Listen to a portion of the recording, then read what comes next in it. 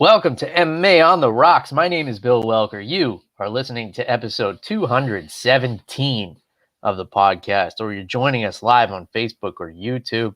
Today is Sunday, November 15th. October came and went like nothing. We're halfway through November now. It's almost Christmas. Happy New Year, everybody. Coming off of UFC Vegas 14. UFC Fight Night 182, however you want to refer to it.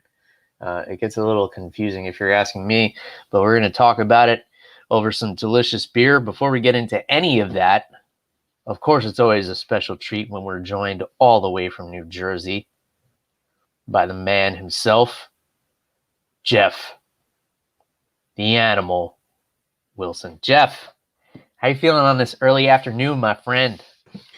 Bill, I am feeling fantastic. It's been a fun weekend so far. Um, Bill, I'll be honest with you. I didn't want to get off the couch for this card. I only saw the main card. I mean, it wasn't bad. Mm-hmm. Definitely wasn't bad. But man, I felt like this fight was missing something, Bill. I mean, this whole fight card as a whole, I mean, was definitely missing something. Yeah, it was missing the guys who missed weight and pulled out, and Islam Makhachev. Well, there you go. But Bill, before we get into it, Um, Storm Ada has been running rampant. Bill, we've run out of names for storms, so now we're giving them Greek letters. Those of you who Yeah. don't know, Ada is a letter in the Greek alphabet. But Bill, it was by Florida. You know I always worry about you guys when a storm is down there. So Bill, give us a damage report here. Well, luckily, not much damage done to my house. We did get hit pretty bad by the storm, but I woke up. So the night the storm hit us, I had everything ready to go. I had some water and flashlights and candles and stuff just in case. And the lights did flicker a few times, but we never lost power. And I woke up the next day and I poured myself a cup of coffee, and I was, you know how my house is laid out, Jeff. I could see my whole backyard from the kind of back sunroom there. So I walked back there and I looked around and I said, "Oh, one of the Adirondack chairs blew over." Well, like everything else looks good. I didn't look out the side sliding door. So then my wife goes and looks out the door and she's like, "Holy shit, our tree is on the neighbor's house." So we have this big oak tree in our side yard, and the roots grow under our fence to the backyard, and it had fallen through the neighbor's skylight and onto their roof. And as it uprooted, it took the whole side fence with it. So currently don't have a fence. Luckily, nobody was hurt. The neighbor was out of town. We were actually house sitting for her. It crashed right through the skylight in her master bathroom. So I went over there and cleaned up the mess for her, and her insurance company sent a tree trimming service, and they came and cut the tree down. So now I just have a tree stump laying on its side, hoisting my fence up in the air. So that's something that I'll have to add to my to-do list around here, is to somehow get the fence down from 8 feet in the air and remove the tree stump that's holding it there. So luckily nobody was harmed. I'll take property damage over people damage any day. But yeah, other than that, it was just like a lot of down branches and things like that. Nothing too bad. Hopefully everybody out there stayed safe during the storm. I don't believe it was a hurricane when it actually hit us. I think it was downgraded to a tropical storm, but they say sometimes those are worse. It was surprising because it was like a healthy tree that fell, Jeff. But I guess what happens is the ground gets so saturated from all the rain. If the roots are shallow, the tree could just tip over. I did not know this. There was a fence on top of the roots that was concreted into the ground, and it just ripped that right up like nothing. So that was that. But again, luckily nobody was hurt. Yeah. Shit. Bill. Well, I'm glad nobody was hurt. And Bill, I guess to be more of an optimist, that's if we want to put turf down there, the tree's already out of the way, so we just have to fill it in and pat it down. Yeah. Well, the next phase of the turf job is coming up, Jeff. Um, I'm going to be ordering it, I think, the first week of December. So that's right around the corner. I'm not going to do it like in the spring like we did last time and be out there sweating. It was like April and it was 90 degrees, I think, when we did that first turf job. But Yeah, yeah. And Bill, I was surprisingly sore the next day. It was weird. it was a workout, man. We were, cutting out roots with axes and tampering the soil, and I think that roll of turf weighed about 3,000 pounds. It took 3 of us just to budget. Yeah, laying down turf is not easy work, folks. You know what is easy work and goes down pretty easy, Jeff, is this Finback double IPA that I'm sipping on here. Those of you watching on YouTube may have seen me take a few sips of this glorious nectar as we've been talking here. It's a little bit of a hazy IPA. And usually with the hazy IPAs, what they do is they add some milk sugar or lactose to the beer, which kind of cuts the bitterness of the hops. People who complain like, oh, those hoppy beers are too bitter for me, they would probably lean towards these. But then also keep in mind, because it has lactose in it, if you're lactose intolerant, something you might want to stay away from, especially because alcohol is not required to list ingredients. So if you're buying from a local brewery, or if you see anything that says hazy on it, it likely has milk sugar in it. So just be weary of that. If you're always find like you're lactose intolerant and you find like you don't feel so well after drinking beer sometimes, that may be the reason. But for the rest of us, the haziness cuts the bitterness. It adds a little bit of sweetness from the milk sugar. Probably makes it a fuck of a lot worse for you health-wise. But it tastes delicious. So that's what I'm sipping on. This is actually a Moss by Finback, one of my favorite breweries. They're up in Queens, New York, I believe. So this is up in your neck of the woods, Jeff. I cannot get this beer down here.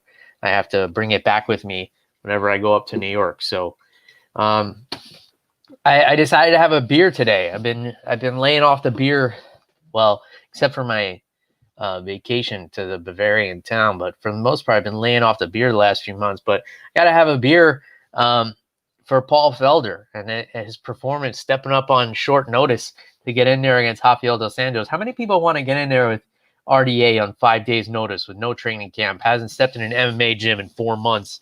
He's just been running and riding a bicycle. He's like, sure, I'll fight that monster, former champion. No problem. Let me at him. Unfortunate for RDA that like all the glory before and after the fight, even though he lost, is going to Paul Felder. Paul Felder is glorified by the MMA fans for stepping up last minute. Oh, he's such a hero. He's so brave. Meanwhile, RDA had more to lose in this fight because he was training for a southpaw wrestler and he gets an orthodox striker. And he still took the fight on last minute. So we're going to give RDA his due credit here for taking the change of opponent last minute. That takes some balls. I don't think a lot of people realize that. And he had a hell of a performance. But even after the fight too, people were like, "Oh wow, Paul Felder is so tough." It's like, but RDA just dominated him for, I'd say 4.5 rounds. One judge would disagree. But give me your thoughts on this main event here, Jeff. What do you think of Felder and RDA here? Listen, Bill, obviously RDA won the fight, man, but like you said, man, the glory and the spoils definitely go to Paul Felder, man. Like you said, taking the fight on 5 days' notice, had to cut something like 22 pounds, said he was feeling awful on Thursday, and just regretting doing this on Thursday. Still the first one on the scale on Friday, Bill. Man, I mean, I can't say enough good things about Paul Felder, man. He's from Philly. Bill, when you were up here, one of our black belts trains out there in Philly, knows Paul Felder personally. I mean, I'm always going to be a fan, but I think he just solidified himself.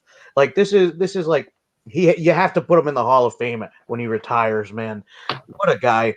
I'm sure Dana White loves him because Bill, if Paul Felder doesn't take this fight, maybe we don't have a main event. Like you said, nobody's lining up to fight RDA on 5 days' notice. Yeah. Former lightweight champion um, beat the bricks off of who was it? Was it Eddie Alvarez he beat? No, he didn't beat Eddie Alvarez. I forgot who he beat for the belt.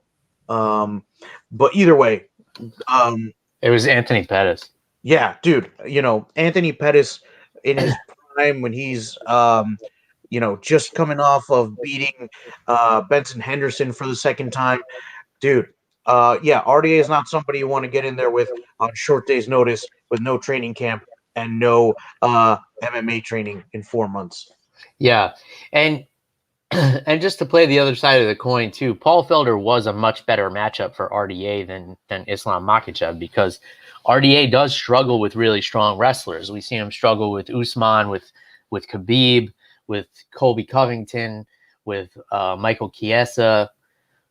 The bigger wrestler types tend to give him trouble. Gleison Tebow, Clay Guida,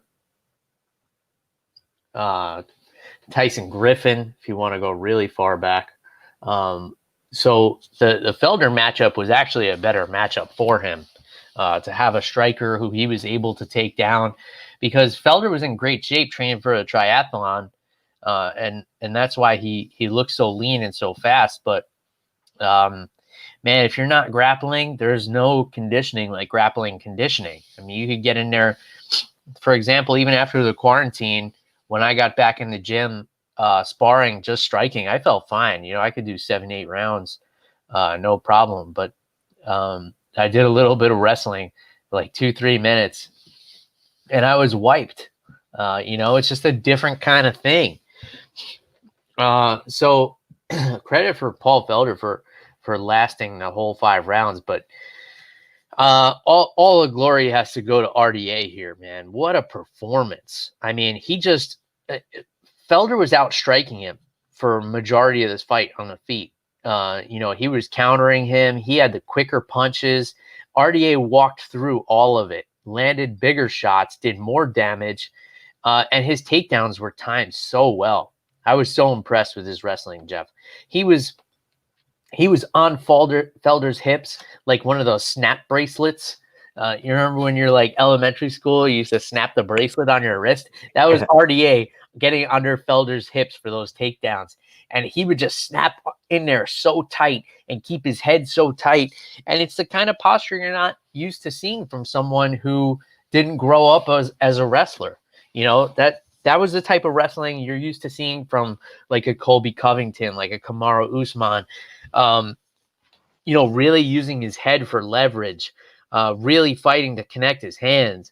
And Paul Felder, who has good takedown defense, normally, wasn't able to stop them all. Had a nice double leg of his own in that 4th round, which is the only round that I scored for him personally.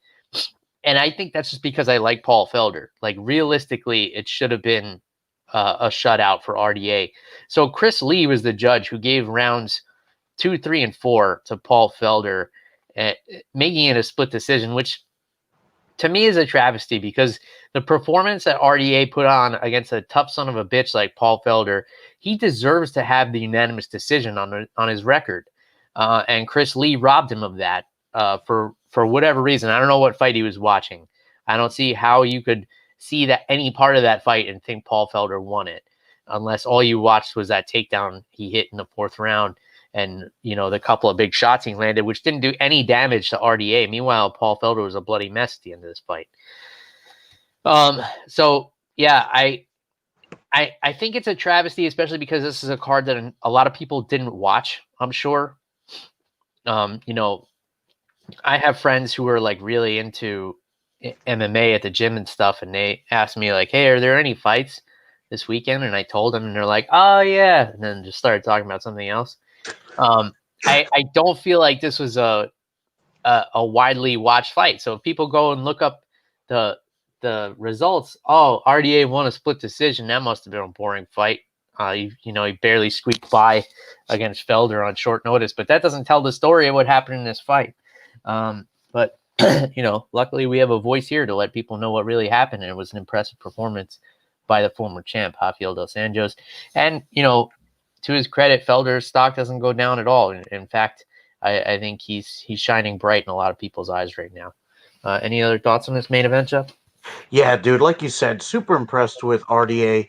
Like you said, he had a lot to lose too, man. He's up there in at least the top 3 or 5 in this lightweight division. But Bill, I considering that Paul Felder wasn't in an MMA gym for 4 months, early on he was stuffing a couple of those takedowns. Definitely gave him credit for that. Like you said, he looked good on the feet, but RDA able to power through that stuff. And man, like you said, I got to point this out too. RDA's wrestling has just improved so much. We saw him work on it leading up to the Pettis fight, and that was a big part of why he was able to beat Anthony Pettis. He left Pettis with no space, no room to get off those flashy kicks and stuff. And I think he's never looked back from that fighting style, and I think he's just added to it. So huge credit to RDA. And like you said, I don't think Paul Felder's stock goes down at all. I didn't think Paul Felder won any other rounds, unfortunately. That's just how I saw the fight. I love Paul Felder. I'll always be a fan of his, whether he's in the cage or on commentary. But dude, yeah, just a masterful performance from Rafael Anjos. Yeah. I mean, I'm a fan of Felder too. I'm a fan of Dos Anjos, but I've had teammates who have lost fights and come out of it and said like, oh, I should have got that decision, and I had to tell them like, dude, you didn't win that fight, and that's a tough thing. And Felder knows he lost when the first scorecard was read. He was like, what? And I think Felder's such a good dude. He would have felt so bad if he actually somehow got the win. So it was interesting the way it played out. I mean, at least the shitty judging gave some conversation to be had. There needs to be better judging. I've said this for years. There needs to be an overseeing body that oversees all of the athletic commissions, and referees can be put on suspension. Judges can be suspended. Judges should be forced to justify why they scored a fight a certain way. I can kind of see it because Felder was outlanding RDA in a bunch of those rounds, but you're totally discrediting the takedowns, and you can't do that. I mean, it's not like he was doing nothing with them either. Like, he was beating Felder up on the ground, and I don't see how you completely not count a takedown. I understand that people find grappling to be boring, but it's probably because they've never done it and they don't understand how difficult it is to take down a professional athlete who doesn't want to be taken down and hold him down when he doesn't want to be there. That there's something to be said for that. And if you've never done that, then I guess I could understand you not appreciating it. Anyway, what's next for these two? RDA called out Conor McGregor. I don't like that call out. I would like to see either RDA face either Dan Hooker or Charles Oliveira next. Those are both really fun fights, in my opinion. And I'm leaning towards the Oliveira on that one. For Paul Felder, I would like to see him get in there with maybe Ally Quinta. And I would hate to see that fight because I like both of those guys. Yeah. But I would love to see that fight because the reason I like both of those guys is because they both bring the fight every single time, and it would be an amazing fucking fight. So what do you see next for RDA and Felder, respectively, Jeff? Bill, I'd like to see Felder versus Ally Quinta as well. I was even going to say give Felder a rematch with Edson Barbosa. I think that would be really fun. Or I forgot if Kevin Lee is at 170. Barbosa has moved down. Right. Kevin Lee is currently listed in the lightweight rankings. He did move up to 170 briefly. I believe he's back. But yeah, Barbosa moved down. Okay. Yeah, I think Kevin Lee would be a fun fight for Paul Felder too. I think Oh yeah, that absolutely. Kevin Lee's wrestling is really good, but Kevin Lee is someone who will also stand there and trade with you. So I think that would be a very exciting fight. yeah, for sure. And then Kevin Lee gave RDA fits with the wrestling too until he ran out of gas. I think in the fourth round of that fight. Islam Makhachev, he's going to be knocked down a few pegs for pulling out of this fight, following in the footsteps of his mentor Khabib Nurmagomedov, who, a lot of people are going to remember as being an undefeated world champion. But let's not forget that he was notorious for pulling out of fights early in his career. So Makhachev following suit there. I would love to see if he's, and I don't have any confirmation if he's still an active fighter, but I would love to see Makhachev and Gregor Gillespie. I think that would be an amazing fight because I always wanted to see Gillespie fight Khabib, and that went out the window when Gillespie lost to Kevin Lee. But I think that would be a really interesting matchup. That Dagestani kind of wrestling style against the American wrestler who uses the American wrestling. Mm-hmm. Like we thought we could have seen with Khabib and Gaethje, but Gillespie would actually use the wrestling. Yeah, dude. I was actually thinking Gregor Gillespie versus Paul Felder would be fun, but I like Makhachev versus Gregor Gillespie as well, man. I don't think you could go wrong, man. Gregor Gillespie is such an exciting fighter to watch. So anybody versus him, I'm down to watch. I agree. A lot of people wouldn't agree with that statement, Jeff, but I definitely do because you know how much I appreciate high-level wrestling, but I also appreciate high-level striking and exciting knockouts, which is what we got in the co-main event.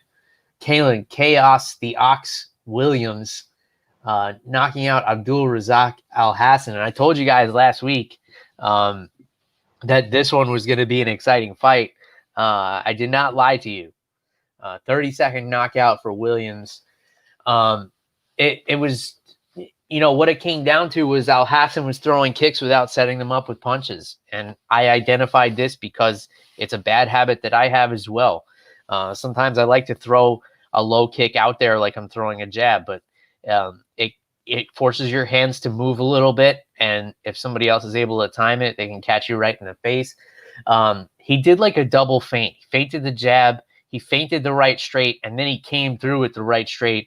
And Al Hassan was unconscious before he hit the mat. He was very conscious before he hit the scale and came in 2.5 pounds over. But that's another story. Let's talk about the actual knockout here by Williams. So what did you think, Jeff? Bill, oh man, such a great knockout. Dude, he just hit that right hand with so much power. I thought we were gonna see him set up a little bit with the leg kicks, but like you said, setting up with the feints. And it looked like Al Hassan had his hands up, but I guess the straight right went through his guard because he went down like this and just he got starched, man. Like you said, out before he hit the ground. Great stoppage by the ref, not allowing Chaos Williams to do any damage more than was needed. So huge shout out to the ref on that one. But yeah, dude, that was a beautiful knockout. I mean, if you blinked, you definitely missed this one. Yeah, our buddy Eddie Law from the Keyboard Warrior podcast. Shout out to those guys. Said Al Hassan never skips leg day, and it didn't matter. Yeah, that guy has massive legs. Yeah. It did matter when he got on the scale because those big old legs put him in overweight. And then both Eddie and Mark are talking about Kevin Lee's new tattoo, and Eddie says that Kevin Lee tattooed a trigger grill on the back of his head. Now I'm sure he's joking, but I don't know what the tattoo looks like. Apparently it was horrible. But I haven't seen it. Have you, Jeff? No, I haven't. Dude, I try to follow, fight news, but no, I haven't seen it. Bill, can you get Jamie to pull up that image for us? Yeah, Jamie, get on it. Do you still have COVID? Oh man. let's see. Kevin Lee tattoo. Yeah, I'm gonna look this up too because Here, I'll pull it up on the screen so I can share it. Kevin Lee new tattoo. In the meantime, yeah, it's such an exciting fight, man. I knew it was going to be exciting. I didn't see it going that way. I thought they would kind of slug it out a little bit longer, but oh god, this is terrible. all right, let's see it, Bill. What do we got? Why did he do this to himself? Yeah, I'm gonna full screen on my end. here we go. All right, Bill, sock it to me, man. This is the travesty. Like, whoa, dude! what? Why? Why would you do that to yourself? It looks like, man, this must have taken hours and hours. The good thing is, like, when he grows his hair in, it'll cover most of it. No, Bill, you're gonna. Oh man, and it runs down his neck too. Yeah, is this real? Why? I mean, this has to be a practical joke, dude. Kevin Lee must not have any friends, because if you said to anybody, like, I'm going to do this to my head, like, a good friend will tell you, no, don't do that. Oh my god. Or maybe they'll tell you, like, yeah, okay, you're gonna tattoo that on his head, on your head. This is what even is this? It looks like a hot air balloon. I like the Traeger grill. It looks like there's a couple of upside down crosses there, which is satanic symbols. I thought Kevin Lee was like a religious guy. No, what is going on with this, Kevin? It looks like in the smoke at the bottom is written life. Oh my gosh. I just but like the top, it looks like the parachute of a hot air balloon, and then it looks like there's fire going up into it. Am I the only one seeing this, Bill? Oh man, the Motown phenom. Oh man. This is crazy.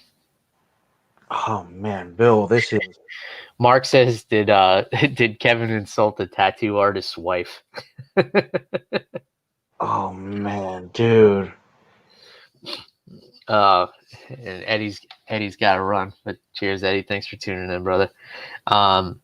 Yeah. So thanks for bringing that to my attention. Holy Moses, dude! No, I guess. I mean, I kind of wish I didn't see it. Yeah, I can't. Oh man, I can't unsee that, Bill. Man, this tattoo artist lost that round 10-7. Dude, yeah, his tattoo shop is definitely losing some clientele. Man, who allowed this? Yeah, he was like, just keep shading it in. Like, I want like a bunch of coffins around the back of my head, and then make it look like they're all on fire going down my neck.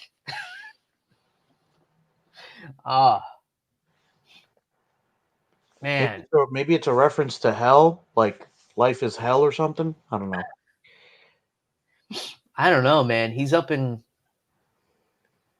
I'm glad I didn't keep scrolling down, because what you see is a guy with like a bunch of full body tattoos and then a bunch of piercings in his dick.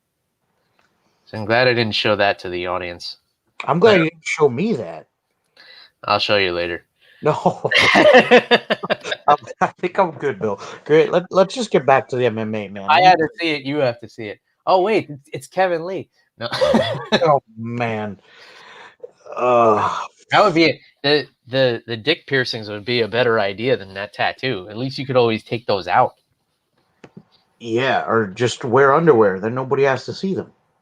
Yeah. I don't know, man.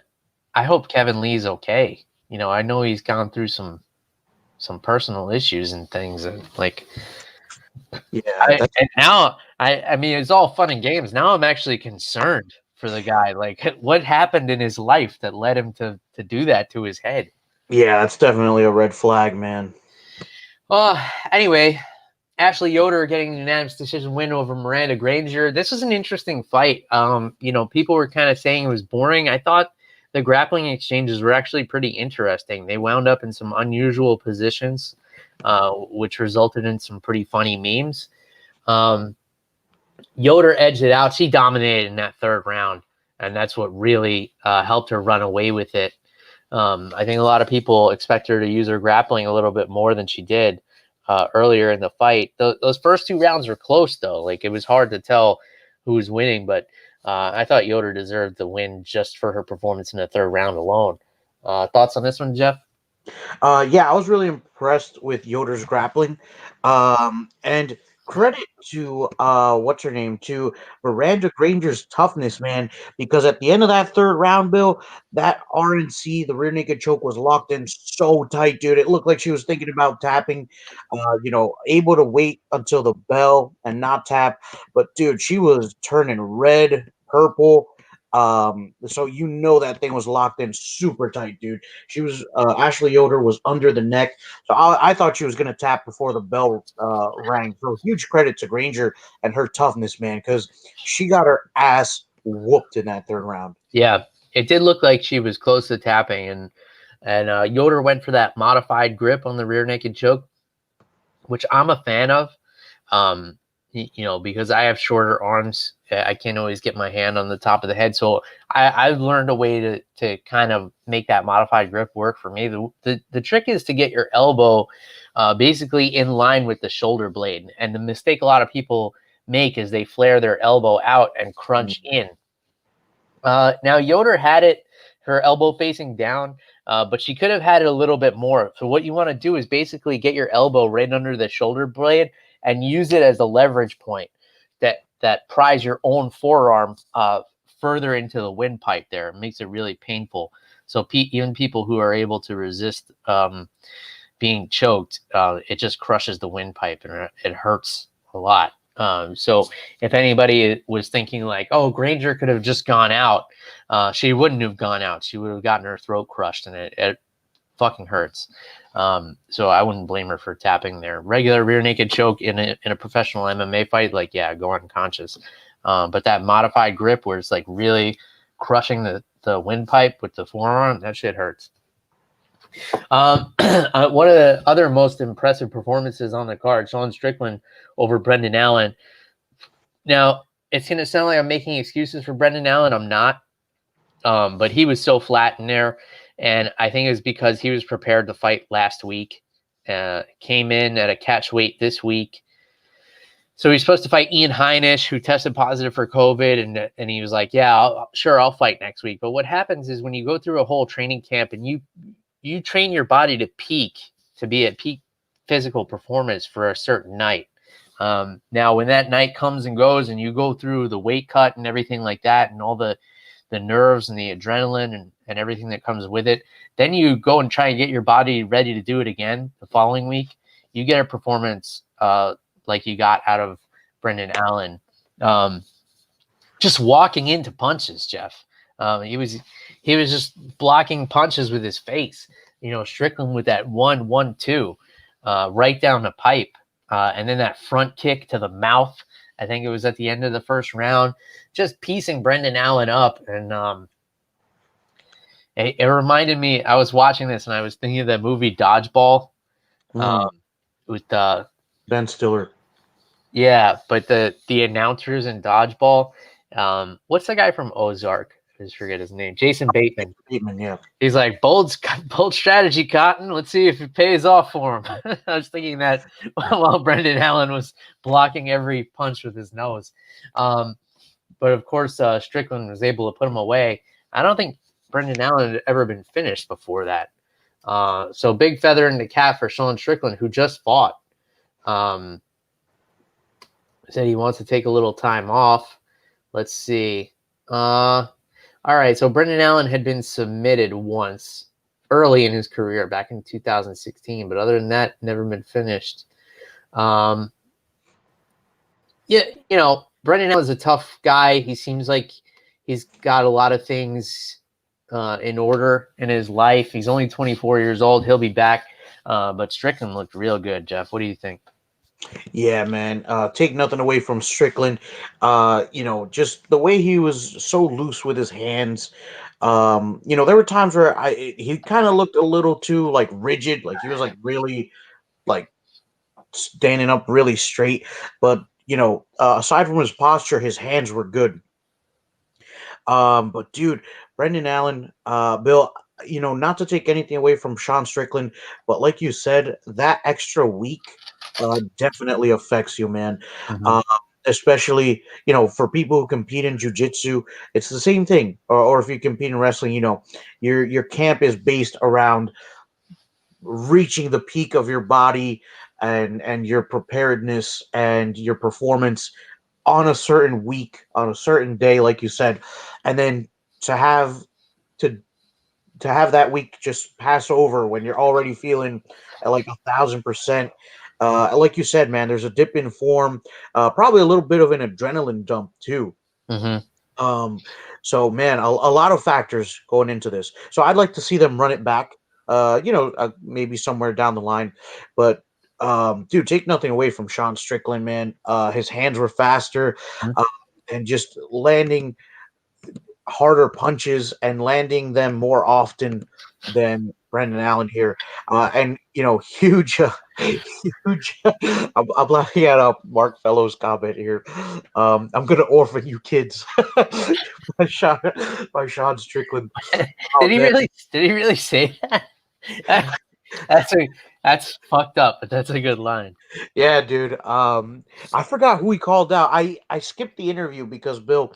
I was out with some friends last night, and I missed the whole card, but I went back and watched it as soon as I got home, so I could skip the commercials. I didn't see his post fight interview, but now I have to go back and watch it if this was said. Oh man. I feel like I did watch it. I missed that comment, but the other one that was good was Chaos Williams. He said, "If people keep sleeping on me, they're gonna get woken up by the doctor." Oh, I like that. That's a There good was Yeah, I like that one a lot. There was something else he said. I think he said, what was it? It was like it's not personal, it's just an ass whooping or something. That line one. I liked too. Yeah, he's a smooth guy, smooth talker. It'd be interesting. I would love to see him in there with like a Nico Price next. That would be fucking wild, Jeff. Yeah, but that fight wouldn't last 2 minutes. Like somebody's going to sleep in that fight. I'm okay with that. Okay. Corey McKenna, unanimous decision over Kay Hansen. Uh, I scored this one for Hansen, kind of, but I couldn't care that much, Jeff, just because I was like trying to get my driver's license when these girls were born. So I was like, I felt like this was like the intermission, but I thought Hansen could have won it, but all three judges gave it to Corey McKenna. So okay, any thoughts on this one? Uh, yeah, I mean, I saw it going for Corey McKenna. Hansen had her high points too, but they were more in like halfway through the third round. Hmm. Up until that point, I just thought McKenna was doing better. I But guess it was the grappling of Hansen. I think it was in that first round when she hit that double leg transition to the body lock, dragged her down, took her back. I guess that was the most memorable moment in the fight to me. So when it was over, I was like, "Oh, the girl that took the back in the first round, she probably won." mm, That's like I know I'm not giving you any kind of expert analysis here, but I think that's what my thought process was. yeah, I mean this one didn't move the needle for me. Opener on the main card. I guess it was okay, but yeah, dude. I mean, we didn't have Eric Anders or Louis Smolka, two fighters that I was very excited to watch on this card. But like you said, they missed weight and pulled out of their fights. Yeah, I don't know. I don't know what was going on there. Yeah, your boy missed weight, Jeff. That he did, Bill. That he Uh, did. and Smolko was a weird one to me because didn't he used to fight at 125? If I'm not mistaken. And this fight was at 135, and he didn't make that. That's concerning. And not only did he not make it, but I, they were both declared not physically able to compete or something. So I don't know if this is like a new rule or if they missed weight and then gained so much weight after the fact. Like sometimes they reweigh them. I know they do that in California. I think that's a great thing. Like in California, they look to see if you're more than 10% of your body weight comes back after the weigh-in, and they don't really do anything with that information, but they probably should. That would probably help fighters, like, test the hydration levels and stuff, and if you're cutting too much weight, like, they don't let you fight. I'm not a big proponent of cutting weight. I was never into it myself. I used to wrestle pretty much at my walk around weight. When I did jiu-jitsu tournaments, I never would cut weight. I would just, whatever I weighed, I would usually end up grappling guys heavier than me. It was either like cut 3 or 4 pounds or wrestle or grapple somebody like 15 pounds heavier, and I'd be like, whatever. It's just jiu-jitsu. Like, nobody's punching me. That's true. So anyway, I know you didn't catch the prelims, so I'll kind of breeze over them for you, Jeff, as well as for the rest of you, and give you guys some fights you should probably go back and watch. Kaneko Murata, the former Invicta champion from Japan, getting the victory over Randa Marcos. And the story of this was her wrestling. I believe she was, I don't want to lie about her wrestling credentials because it's escaping me right now. I believe she was an Olympic caliber wrestler in Japan. But Randa Marcos just terrible luck in her last couple of fights, getting in there with these grapplers. She got in there with Mackenzie Dern and was like, I'm not going to grapple with her. I'm not going to grapple with her. And then takes her down immediately. Lost 4 of her last 5. So it's not looking good for Randa Marcos here. Her last win was in 2019 against Ashley Yoder. So not a lot happened in that fight. It was just the grappling of Murata. The most exciting thing was Randa Marcos almost swept her in the 3rd round, but other than that, not really worth it. Tony Gravely, split decision win over Geraldo de Freitas. I don't know why this was a split decision. I thought it was a clear victory for Gravely, who came off the Ultimate Fighter. Showed some spectacular wrestling in this fight. Did start to tire towards the end. Lost the 3rd round, I believe, but the first 2 rounds were clear-cut victories for Gravely. Here's the one to go back and watch. Alex Morano and Reese McKee. This fight was wild. These guys beat the hell out of each other. And then at the end, McKee's mouthpiece fell out. Jason Herzog had to stop the fight because it got stuck in between the mat and the cage. And they didn't see where it went because it was a black mouthpiece. So they were actually looking underneath the cage. It was kind of funny to see them lift the curtain, and they went under there with flashlights. It's not like what you would expect from the UFC. You would think they would have ninjas already under the cage, waiting for something like that to happen. But then one of the cameramen found it and zoomed in on it. So with 2 minutes to go in the fight, these guys got a 5-minute break. And then the last 2 minutes was wild. They came out swinging. That was a fun fight. And then Dontel Mays, the big guys, getting the unanimous decision victory over Roque Martinez. Martinez is one of these shorter heavyweights that carries a lot of body fat, and he just couldn't keep up with the pace in this fight. Yeah, 5'10" as a heavyweight. And carries around a lot of extra body mass that's not necessary for fighting. Guy could probably be a middleweight. But yeah, pretty fun card. There were some bright spots. I'm glad it was a short card. I'm glad it was over early. I was able to catch some of the boxing last night. But any other thoughts on this UFC card before we move on, Jeff? I think we can call it on this one, Bill. For sure. Mark Fellows says that they searched for the mouthpiece and found John Jones under the cage. Yeah, I actually tweeted a picture of the guy lifting up the curtain and John Jones crouching underneath the cage. So I did watch I switched over to the boxing last night, Jeff. I'm pretty sure you probably didn't watch this, right? You didn't miss much. So what happened was the co-main event, if you could even call it that. I don't think they even call it that in boxing. It's when they used to have crowds, it was all the other fights, and then the fight where people start showing up in the audience for. And the thing I hate about boxing is they will always push the main fight to start like around midnight, no matter what happens. Like all the other fights can be done by 9 p.m. and they'll have 3 hours of fluff, so that the main event starts at midnight Eastern Standard Time, United States, of course. Yeah,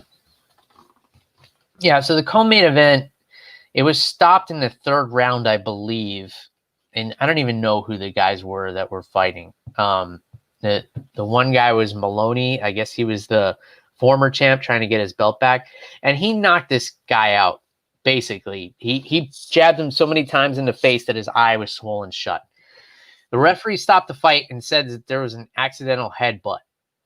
They then spent the next 30 to 35 minutes reviewing the tape, which I guess they could do now. And they were showing it. They re-showed like the entire first round several times on the broadcast, Jeff. And you could never see one time where he headbutts the guy, but you could see about 55 times where he jabs the guy in that eye and punches it shut. So the referee ruled it that it was no contest due to an accidental headbutt. They then reviewed it for a half hour, watched the same thing that we were watching in the replay, slow motion, everything. The commentators were like, there was no headbutt. I don't see any headbutt. His head is never near that eye. And here he is jabbing him over and over. They brought in like Andre Ward. They brought in all these former boxers, and all the boxers were like, oh yeah, he punched his eye shut. At the end of it, of course, the brilliant athletic commission has to stand by the referee's decision, even though there's plenty of video evidence to say otherwise. And they were like, due to an accidental headbutt, disqualification, your winner is the other guy that nobody's ever going to hear from again, unless he rematches this guy Maloney, who beat the shit out of him for 3 rounds. So it's just another reason to hate boxing, Jeff. But then the main event, after they dragged on some more bullshit, the main event starts around midnight, of course. Terrence Crawford, 4th round TKO. It was a pretty beautiful knockout, actually. And it was against Kell Brook, who was like one of these guys who came up early in his career and was like 30-0, and he was supposed to be the next big thing. And then, he lost 2 fights, which is basically like the end of your career in boxing, right? So he gets in there with Terrence Crawford, who a lot of people seem to think is the best pound-for-pound fighter in the world. I don't know anymore. I don't follow boxing that closely. He looked good against Kell Brook. Probably lost the 2nd round, but then the 4th round had him wobbled a little bit and knocked him out standing. It was a good match. I would say go back and watch that 4th round of that fight, and you'll see some nice boxing. But other than that, atrocious. Just the athletic commission, the production, all the commentators were like, this is fucking bullshit. How many times do we have to watch this to see that he didn't headbutt him? Like, it was so, Jeff, it was so ridiculous. Like, they must have showed the first round 3 times, and you never see once his head make contact with the eye. But over and over, you see boom, boom, boom, jab after jab after jab right in that eye. And then they're showing the guy standing there with his eye swollen shut. And he's like, yeah, he headbutt me. I don't know what to tell you. And they're interviewing the guy's coach, and they're like, we're not seeing any headbutts on the film. And the coach is like, oh, yeah, he headbutt him. Like, he's saying he was headbutt. Why don't you believe him? They're like, well, because we're all watching the video, and we didn't see him get headbutt. It was... All right, rant over. It's the #HimToo movement. That's what it sounds like here, Bill. Yeah. Like this guy's playing the victim. What headbutt? It's probably like, of course he headbutted me. I just couldn't see it because my eye was swollen shut from all the punches. Yeah, the point is that Maloney got screwed out of a title nobody cares about. Oh, yeah, but dude, with the World Boxing Commission, it's probably like the Pizza Hut Championship or something. I don't know. It was the WWABC, WFL, NFL, NHL Championship. And it was a unification bout. Yeah. They always throw that in, and it's a unification bout. What are you unifying? Oh man. I don't understand like what's going on with boxing anymore, man. Like it's so confusing. Like even that time Lomachenko was fighting, I didn't even know he was fighting until it happened to come on like right after the UFC. Yeah, that was a good. I will say this though, that was a really good fight. That was very entertaining. Yeah, it was. I wish I had known about it before. Like I just found myself watching it because it was on the ESPN Plus app. Which this boxing fight was last night was supposed to be as well, but for some reason ESPN Plus wasn't working as usual, so I had to find a stream to watch it, even though I pay for ESPN Plus, which is crazy. All right, Jeff.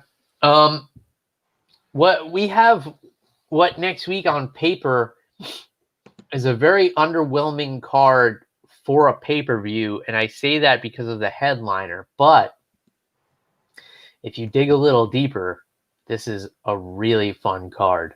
Oh, we got some really cool stuff on here. So UFC 255 going to be at the Apex in Las Vegas, Nevada. Headliner Davison Figueiredo defending his flyweight championship against Alex Perez. I don't know why this is the main event, especially when you have Valentina Shevchenko defending her title against Jennifer Maia. I think I speak for most fans when I say that Valentina Shevchenko is the more coveted flyweight champion in this UFC. Figueiredo, having him headline after, his last two wins were over Joseph Benavidez, but the first time he beat him, he missed weight in a championship fight. And has already talked about wanting to move up in weight because he can't make the weight anymore. We may very well have a main event here, Jeff, where the champion doesn't make weight. That's a distinct possibility. I do think it's a fun fight. I do not think it's the kind of fight that will get people to open their wallets and order it because people are looking at that headliner. I think if Valentina Shevchenko were the headliner, you would actually get more pay-per-view buys on this one. I'm fairly confident in that. But nonetheless, Figueiredo versus Perez is the main event we have. Give me your thoughts, Jeff. Bill, first off, I agree with you 1,000%. I think Valentina Shevchenko deserves the top billing here. Why you have Davison Figueiredo as the main event, I don't know. I'm not paying for this. If Valentina Shevchenko was the main event, different conversation. Absolutely. And I agree with you. I think that the more, like you said, the more coveted, and I think the overall more skilled um, flyweight champion is Valentina Shevchenko. Like you said, Figueiredo only champion because Henry Cejudo relinquished the title, and when he had his chance, he blew it and missed weight. Bill, which really pisses me off, man. All right, sorry, Bill. It's my turn to go on a rant now. Listen, dude. Okay, if you miss weight, that's one thing. But missing weight when you have the opportunity at a UFC belt is just stupid. I'm sorry. Davison Figueiredo is a dumbass, dude. You don't blow a shot like that. Personally, I don't even think Figueiredo deserved that second title fight against Joseph Benavidez, if we're being totally honest here. So, Bill, um, if Figueiredo doesn't make weight, here's my question. If he doesn't make weight and he wins, what the hell's going to happen at the end? Are they still going to put a belt around him? Because he's not going to be a champion at flyweight because he doesn't weigh one. He didn't make weight at 125. Good point by Mark Fellows here. If he misses weight, maybe they make Shevchenko the main event. I'm in favor of doing it that way. I believe if he misses weight, he gets stripped, and then either Perez can win the belt or it becomes vacant. I believe that's the way it works. But then I don't know. It was weird. Back in the WEC, this happened. Paulo Filo was putting his middleweight championship on the line against the American gangster Chael Sonnen. Philo was the champ, and he missed weight, and WEC decided that the championship would not be on the line. Sonnen won the fight and did not get the championship. And that bothers me to this day because in Chael's eyes, he's never been a world champion. In my eyes, he beat a world champion who missed weight. So for that fact, I always consider Chael Sonnen as having been a former champion, but he was never given a belt. But I believe the way it works now is if you're the champion, you miss weight, you get stripped on the spot, and then you have to fight a number one contender in your next fight to win your belt back. Either way, Bill, this puts us in quite the predicament here. And Bill, I'm in favor of making Valentina Shevchenko the main event now, even before weigh-ins. I am too. Here's the problem, Jeff. She's fighting Jennifer Maia, who also has problems making weight. So you're kind of like damned if you do, damned if you don't in this situation. I believe Maia missed weight when she fought Roxanne Modafferi and a few other times. Like, she's a big gal for 125 pounds. Let's talk about how this one's going to go. I imagine Shevchenko is getting her hand raised here. Like, Maia is just kind of like the next lamb being led to slaughter here, if we're being real. I don't see anybody in this division being a problem for Shevchenko. The only reason she's not moving up is because she's already fought the bantamweight champ twice. So you can't really make that super fight. There's not an appetite for it, even though I would love to see it a third time because I say this every time. Jeff, people who listen all the time are probably sick of hearing me say it, but I'll say it again anyway. In the first fight, Shevchenko really turned it on in that third round. It was only a 3-round fight, and it looked like she would have run away with it if it went 5 rounds. Yeah. And in the second fight, I thought Shevchenko won the fight, and the decision went to Amanda Nunes. So that's why I think it makes sense to do it a third time, but pretty much nobody agrees with that. Well, what do you think about this Shevchenko Maia co-main event here, Jeff? It could be the main event. Yeah, Bill. I think the consensus is that it's going to be another night at the office for Valentina Shevchenko. Shevchenko's just so well rounded, dude. And I actually agree with you on the Amanda Nunes commentary. I felt like Shevchenko just did enough in that second fight to win, and especially in the later rounds. I felt like Shevchenko definitely won rounds 4 and 5. But yeah, dude, at this point, Nunes has kind of developed so much star power that somebody she's lost to twice, even though they were both close decisions, I just don't think it's going to happen, unfortunately. Although I would love to see it. And what was I going to say? Yeah. But Bill, overall, aside from like the weight class problems potentially, this fight looks good, dude. This fight card looks good. I don't know who Alex Perez is. He's challenging Davison Figueiredo. Alex Perez, it rings a bell. I think he's strung a few wins together. But, dude, this men's flyweight division, it's just not wetting my palate at the moment. Bill, we've talked about this time and time again. We had these problems with Mighty Mouse as champion, where he cleaned out the division. And then when Henry Cejudo beat him, there were some interesting matchups there. The Cejudo versus Benavidez rematch would have been really good, but that kind of fizzled out when he won the bantamweight championship. But dude, overall, this card looks really good. We have Mike Perry. Just real quick before we get into the rest of the card, Jeff. The only interesting storyline about the main event is that Alex Perez would be the first Contender Series fighter to win a championship because he did come off the Contender Series. He does have a string of wins put together. His only loss, you guessed it, is to Joseph Benavidez, who probably, if karma exists, like Joseph Benavidez should be the champion of this division. Yeah. I don't think there's anybody who would deny that. Like that, it's just the right thing, but it's not what happened. He got mauled by a guy named Davison Figueiredo in his last fight. MMA math doesn't work, but Figueiredo did smash the guy who smashed Perez. So we'll see what happens. Now, you said the name Mike Perry, Jeff, and He is fighting Tim Means on this card. That's a very exciting fight on paper. We can't bring up Mike Perry without talking about the shit show that is his life. Uh, Indeed. he's beating up old men at bars. I never condone professional athletes getting into street fights, especially with senior citizens.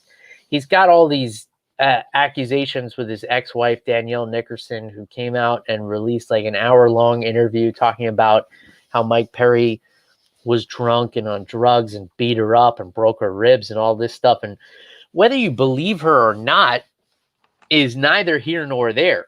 One, do you believe Mike Perry is capable of this behavior? Obviously, the answer is yes, because we've seen him on video knocking out old men, and we've seen him like exhibiting very erratic behavior that is just not appropriate. It's not something that people should be excused for. After the incident at the bar, the UFC said that they wanted to see him in anger management and go to AA and all this stuff. Has there been any follow up with that? They just kind of sweep it under the rug. Because Perry's a draw. People like to watch him because he's crazy.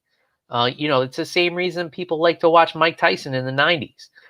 You never knew what the guy was going to say. If he was going to say he wanted to rape a reporter, he's like, I don't let people interview me unless I get to fornicate with them. And like, or, when he said to the other reporter, I'll fuck you till you love me. Stuff like Hold on, that was a guy he said that to. I don't know if it was a reporter. Yeah, I didn't finish the quote either because Yeah. there are some lines I won't cross. But yes, it was a man that he said that to. But it's the same reason people like to watch Mike Perry, and it's the same reason that the UFC will turn a blind eye to some of this behavior where he clearly has substance abuse problems. He clearly has probably domestic violence abuse problems. He has problems staying out of street fights. He has problems staying in a gym. He can't even find anybody who will coach him. But yet, he's allowed to have these opportunities. I'm all for second chances and stuff, Jeff, as long as, people pay for their actions. Like if he actually did these things, he should have done his jail time. He should have done, whatever comes along with the consequences for those actions. But other than that, I can't support somebody who exhibits this kind of behavior and has continued to be given opportunities. That being said, if I'm able to ignore all that, Tim Means versus Mike Perry, if you look at them for strictly being MMA fighters, of course, Tim Means has had his struggles in both his personal life and in the cage. This is a fun fight. Yeah, absolutely. And Bill, just to address the stuff going on with Mike Perry outside the cage, whenever I hear accusations like that, I want to see proof. If this girl had broken ribs, I want to see a hospital paperwork. But at the same time, Bill, there's kind of proof out there already. Like you said, Mike Perry out there being a maniac. It's on video. It's all over the internet. So definitely, it's kind of hard to defend Mike Perry in this case. But Bill, leaving that aside, because again, we don't condone any of that nonsense, any of that malarkey show. This fight looks exciting to me. But Bill, I mean, the rest of this card looks exciting. We have Caitlin Chukagian versus Cynthia Calvillo. Bill, that fight makes my mouth water. Mauricio Shogun Hua, the last Shogun, versus Paul Craig. I don't think this fight's going to go too well for Shogun, but at the same time, you can never rule him out. We have Brandon Moreno versus Brandon Royval on here. Antonina Shevchenko, sister of the champion, against Ariane Lipsky should be good. Alec Joban, one of my favorite fighters, Bill, versus Jared Gooden. That's going to be awesome. Kyle Dawkins is on here. But, Bill, overall, aside from the main event and the issues going on with certain other fighters, I think this card overall looks really interesting. Yeah, for sure. I want to go back to some of the things you touched on. So Caitlin Chukagian, only a month removed from the beating she took at the hands of Jessica Andrade, who should be next in line for that 125-pound title against Cynthia Calvillo. I would be concerned if I were Chukagian's coaches. She took a pretty vicious body shot in that Andrade fight, which finished her. Oh yeah, and that was less than a month ago from today. That was October 17th. Today is November 15th. So you're gonna put her back in there so quick against a killer like Cynthia Calvillo. I mean, let's not pretend like she's coming off of that loss and going in for a tune-up fight. Calvillo is a beast. Really good grappler, decent striking. Got a win over Aspen Ladd as an amateur. Little known fact there. She's coming off of a unanimous decision over Jessica Ai. The only blemishes on her record, a decision loss to Carla Esparza over 3 years ago, and a draw with Marina Rodriguez. So I don't know, man. I would question putting Chukagian back in there so quick after the damage she took in that Andrade fight, because we don't really know the long-term effects of like organ damage. Like if you take like a liver shot, or I think that this was a shot to the sternum. I mean, maybe she's fine. Maybe it just knocked the wind out of her, but I would be a little bit concerned personally.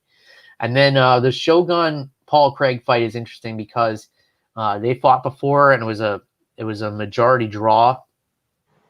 So this is a rematch to find out who the better man is.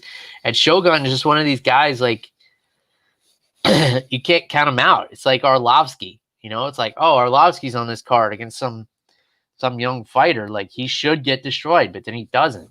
I think who has been fighting for 50 years, but I think he's only 27. They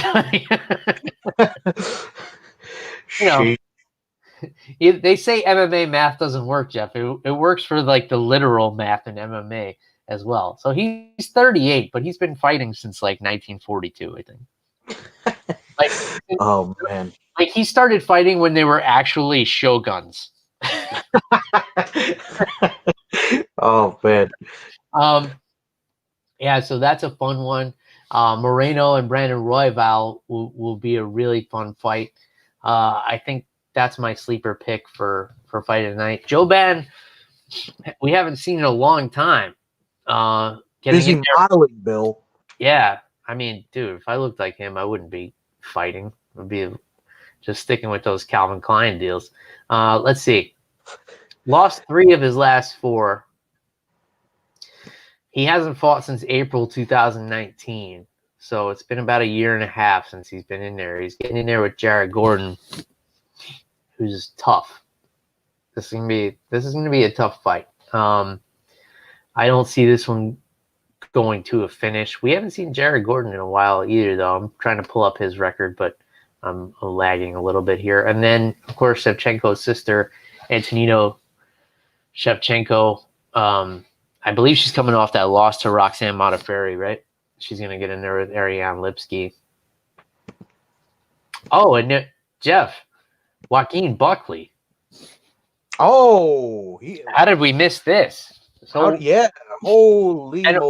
Wait a second. Who can explain to me why Joaquin Buckley is on the undercard? So if that name sounds familiar, this is the kick heard around the world. That was like the #1 highlight on ESPN and everything else, the spinning kick off of the caught kick. On the undercard against the undefeated Jordan Wright, who I believe is a striker as well. All right, so here's my sleeper fight pick, Jeff. This is a no-brainer. So Jordan Wright has 1 win in the UFC.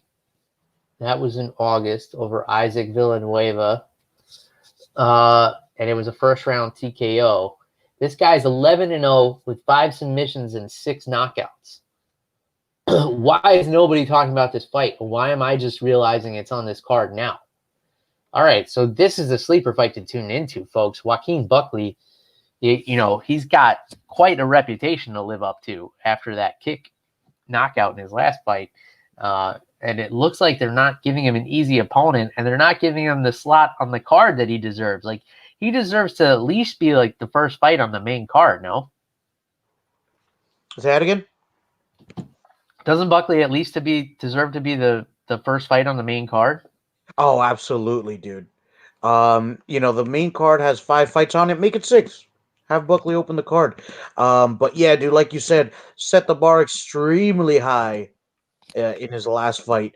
Um, hit it. Hit. I guess we could only call it the tropical storm kick because the tornado kick is already a thing. Yeah. But dude, man, I can't believe I didn't see that name. Um, Dude, Joaquin Buckley, I'm so excited, man. I still think about that kick from that last fight. So this is going to be very exciting. And they're giving him a striker, Bill. Like you said, Jordan Wright, one win in the UFC. Things could go wrong for him, though. In this one, I wanted to put some wordplay there, but dude, yeah, I think that's my dark horse pick too, man. Yeah. Uh, How can that's it good. not? Something. I'm more excited for that fight than I am for the Tim Means fight. All right, so we're well over that hour mark that we start to lose people. Jeff, anything else you want to get off your chest? UFC Vegas 14, UFC Vegas. Oh no, UFC. I keep forgetting it's a pay per view. UFC 255. Anything else on either of these? Yeah, this card, while it is exciting, it doesn't feel like a pay-per-view card. Probably because of that main event. But dude, I'm excited, man. Now that we know that Buckley is definitely on this card, um, I think top to bottom, this card's gonna be really fun, dude. This is definitely one to catch, probably start to finish. I think I'm gonna stay home and just socially distance and check out this entire card. For sure. All right. Well, if you guys want to get a hold of Jeff, you can do so at Twitter and Instagram at animal_Wilson. If you guys want to get yourselves an MMA on the Rocks t-shirt or hoodie, you can do so through our friends at Team Reaper, reaper1.co. You can also pick up some MMA gear from them now. They make MMA sparring gloves, and they also have some pretty cool jiu-jitsu gis. I'm going to have to grab myself one of those. But yeah, you can get our merchandise through them. You can support some local circuit fighters. They definitely take care of the amateur and professional fighters under their wing. So when you buy merchandise from those fighters, the money goes directly to them. So if you're one of these people that always say fighters should be paid more, then buy some merchandise and support some fighters. You can buy some merchandise, support our show too. But fair warning, I will spend all the money on alcohol. I'm going to be honest with you all. One last plug for Finback. If you happen to be in the New York City area, definitely check out that brewery. Pick up some of their beer. I've never been disappointed with a Finback beer. Every time I go to New York, I make sure to bring some back with me. And I think that's all we got. Kevin Lee's tattoo was horrible. Until next time. Cheers, everybody. Goodbye.